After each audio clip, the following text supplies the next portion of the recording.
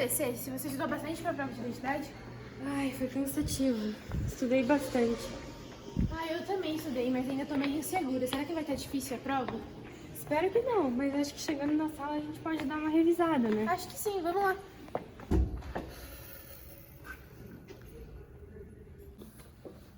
Nossa, tá. Então tem o período profissional, Pré-profissional, profissionalização. identidade do psicólogo brasileiro. Vocês estudaram pra prova? A gente tá fazendo uma revisão agora. Que bom. Nossa, tô Eu muito dei nervosa pra pra essa caramba. prova, só que eu estudei muito sobre aquela Porcia Guimarães, sabe? Meu Deus. Quem que é essa? Nunca ouvi Como falar. assim vocês não sabem quem é a Porcia? Ela cai na prova hoje. Não tenho ideia. Eu também não faço ideia. Então Gente. fala aí um pouco sobre ela. Ela foi psicóloga, pedagoga, ela fundou o primeiro pavilhão de artes industriais do Paraná. Ela também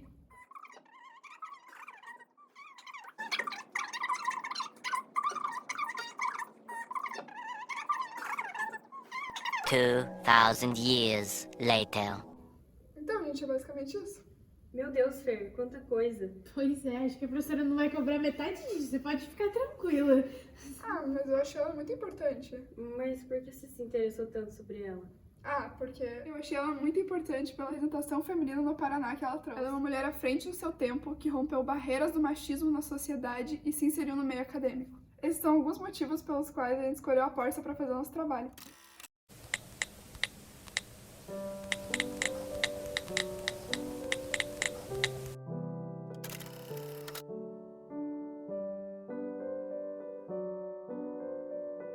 Todo ato realizado com amor deixa marcas positivas. Porcia Guimarães Alves. Porcia Guimarães Alves foi uma psicóloga e pedagoga muito importante para a história da psicologia no Paraná. Ela nasceu em Curitiba no dia 9 de novembro de 1917 e pertencia a uma classe média urbana muito privilegiada. Então, devido a isso, ela conseguiu ter acesso à educação, diferente de outras pessoas na época, e também, por causa disso, ela foi capaz de se formar na primeira turma de pedagogia da Universidade Federal do Paraná, tornando-se assim uma das primeiras pedagogas do estado do Paraná. Como nós já estudamos, as raízes da psicologia estão muito ligadas tanto à pedagogia quanto à medicina e filosofia.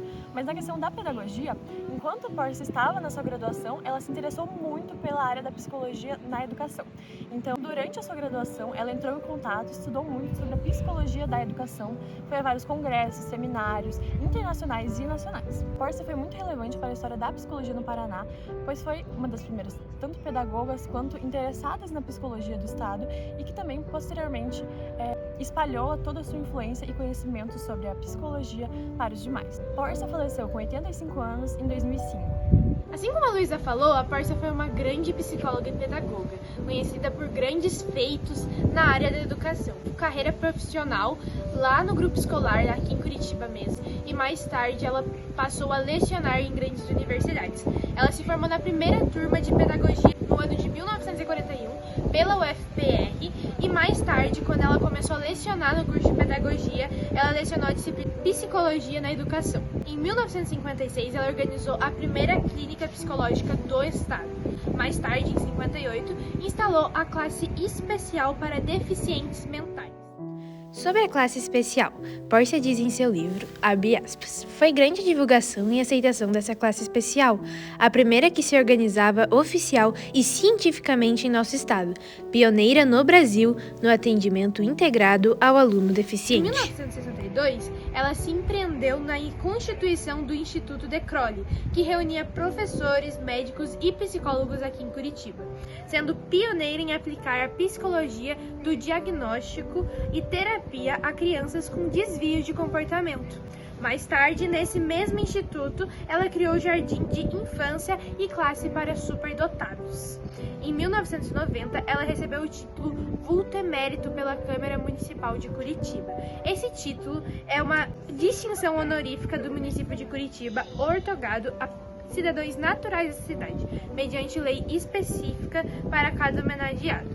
Em Em 93, ela recebeu o título de professor emérito também pela UFPR e foi representante do Paraná no CRP7, quando os estados de Santa Catarina, Rio Grande do Sul e Paraná estavam unidos no mesmo conselho. Sobre as contribuições da Pórcia para a psicologia, foram várias, especialmente para a psicologia do Paraná, pois ela foi a psicóloga pioneira do estado.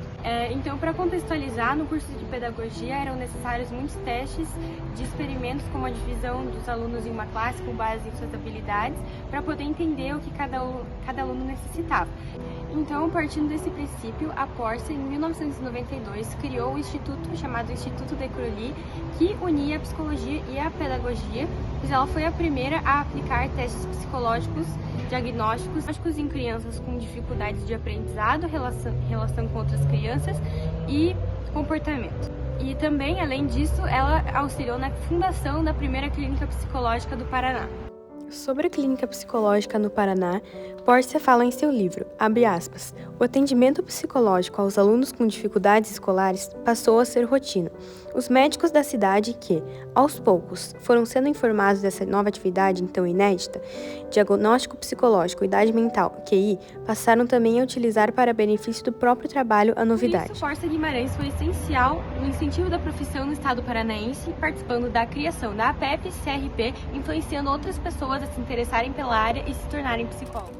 Pórcia Guimarães publicou um total de 15 obras, contando livros e artigos. E além de publicar no Brasil, ela publicou também em países como Argentina e Portugal. Alguns dos artigos que Pórcia Guimarães publicou foram Anorexia Essencial na Infância, de 1949, Perturbações Emocionais na Aprendizagem, de 1958, Contribuição ao Estudo da Repetência Escolar, de 1961, e a Análise Sociométrica como Recurso Didático, de 1962. Pórcia Guimarães viajou muito por conta dos seus estudos. Então, entre os anos 1949 e 1958, ela escreveu cartas ao seu pai em suas viagens. Essas cartas foram estudadas a fundo para descobrir mais sobre Pórcia como uma pessoa e não só como uma psicóloga pedagoga. É claro que tudo que foi escrito por Pórcia nessas cartas não deve ser levado como verdade absoluta, e sim como uma verdade subjetiva. E por isso essas cartas são tão interessantes, porque com as palavras da Pórcia descobrimos mais coisas sobre ela como sujeito. Como eu disse anteriormente, Pórcia era uma mulher muito viajada, então essas cartas foram enviadas de todos os lugares, inclusive muitos estados brasileiros como Bahia, Rio Grande do Sul, São Paulo, Rio de Janeiro e até outros países como Suíça, Holanda, França, Inglaterra. Mas em contrapartida, o destinatário dessas cartas estava sempre em Curitiba. A maior parte dessas cartas era sempre destinada a Orestes, pai de Pórcia, que tinham uma relação um pouco progressista para a época que eles estavam. Não era comum pais e filhas conversarem tanto quanto eles conversavam, mas principalmente o que Pórcia fazia, que era contar sobre seus relacionamentos amorosos ao seu pai. Claro, Pórcia não falava só sobre seus relacionamentos amorosos e, incrivelmente, também não falava muito sobre seus estudos, mas com certeza escrevia muito sobre todos os lugares que ela já visitou, tudo que ela comia, tudo que ela via, e por causa disso sabemos que ela era uma mulher que gostava muito de boa comida e um bom vinho. Pórcia também escrevia muito em suas cartas sobre o quanto gostava de ser uma mulher independente, quanto gostava de ter essa independência financeira para poder ir para qualquer lugar que quisesse, quando quisesse e poder fazer tudo. Ela sempre foi muito apoiada pelo seu pai e tinha uma felicidade extrema em ser livre, em ter autonomia para decidir. Com essas cartas foi possível descobrir muito sobre Pórcia como uma pessoa única, suas verdades mais profundas e íntimas.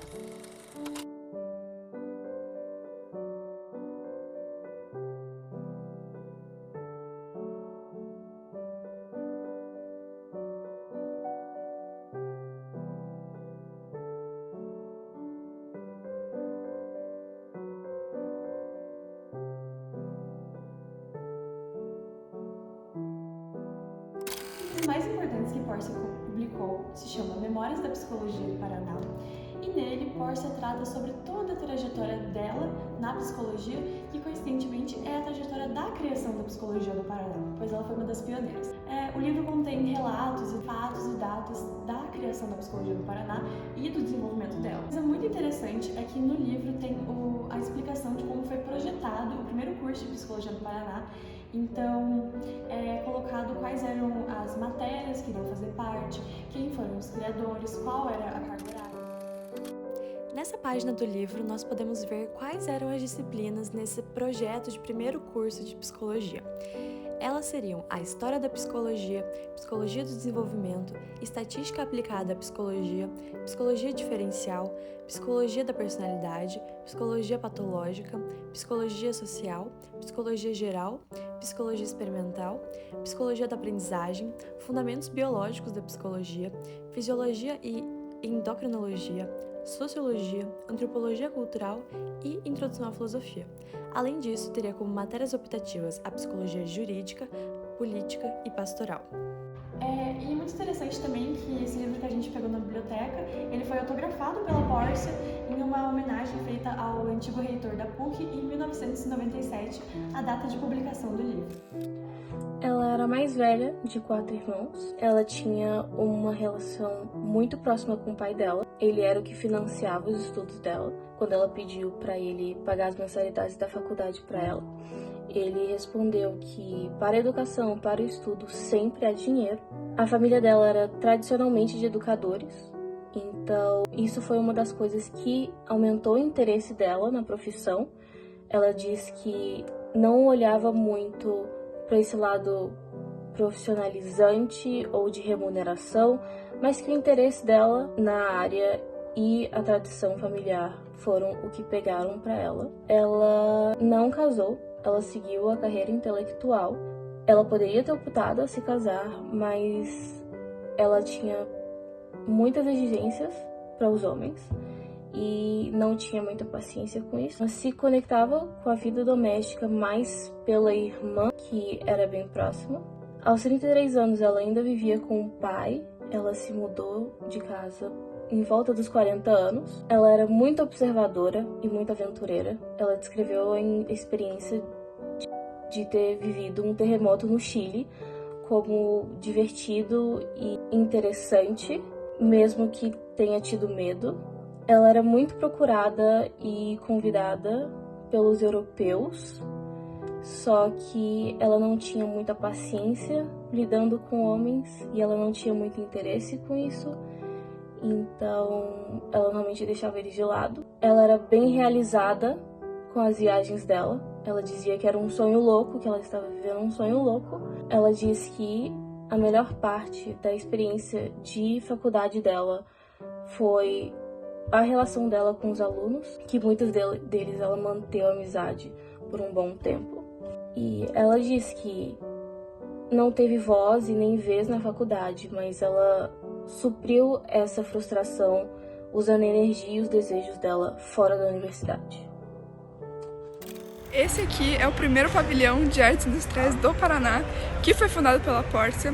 Ele tinha como objetivo incluir crianças em atividades como dança, teatro e música.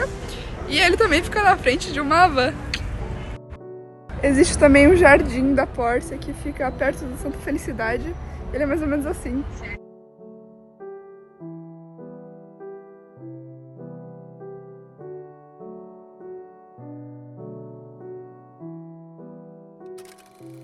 Agora vamos passar um trecho de um vídeo feito pelo CRP aqui do Paraná, no qual tem uma homenagem feita pela professora e psicóloga Maria Júlia Trevisan e uma sobrinha da Pórcia sobre a Pórcia Guimarães e tratando um pouquinho sobre a Pórcia da perspectiva delas que realmente conheceram e conviveram com a psicóloga.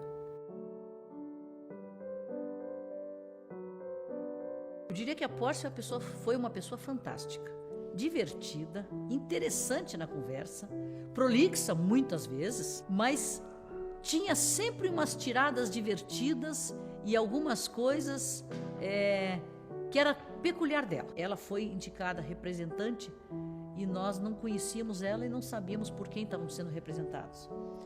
nós podíamos ter tido uma atitude diferente, e ela também. Nós podíamos ter tido a atitude, não, ela não é nossa representante, não queremos conversa. E ela, esse grupinho novo aí, recém começando na psicologia, eu que tenho experiência há muito tempo, eu que sou a representante, acabou. Não, nenhum dos dois lados tomou essa postura. Como presidente da associação, eu fui até ela. E ela, como representante do regional, nos recebeu, ou me recebeu, representando a associação, muito bem. Aí a coisa aconteceu. E ela passou a dizer em Porto Alegre, no plenário do Conselho de Porto Alegre, que tinha um grupo sério de psicólogos aqui que queria fazer coisas pela psicologia. E isso foi a grande diferença, até para a gente poder abrir o Conselho da 8ª Região, no momento em que o federal não estava deixando abrir conselho nenhum. Tanto que foi ela que levou a primeira ideia, junto, quando eu estava como suplente dela, eu estava na reunião, de que a gente poderia ter um conselho para o Paraná. Foi através dela que chegou a primeira ideia lá. E aí o presidente da 7ª Região, que era Cícero Emídio Vaz, um grande estudioso do Rochat, tem livros publicados, etc., nessa área, conversou comigo, veio a Curitiba e achou interessante a ideia e passou a defender no federal. E ali foi que começou o embrião do CRP 08. Então era uma pessoa assim, marcante. E uma pessoa que, se você conversasse com ela uma vez, você não conheceu, né? Mas se você conversasse com ela uma vez e você não esquecia mais dela, e se alguém falasse, você já sabia de quem estava falando. A proximidade com a tia Pórcia, ela ficou muito naquele período, era um período assim muito de formalidade, de contatos em que não se tinha essa proposta relacional que a gente tem hoje, mais aberta, com mais intimidade ou maior proximidade. Então era muito mais formal. Ela era muito simpática, ela era muito doce, muito meiga, ela tinha uma voz suave e as palavras, ela era certeira como um índio.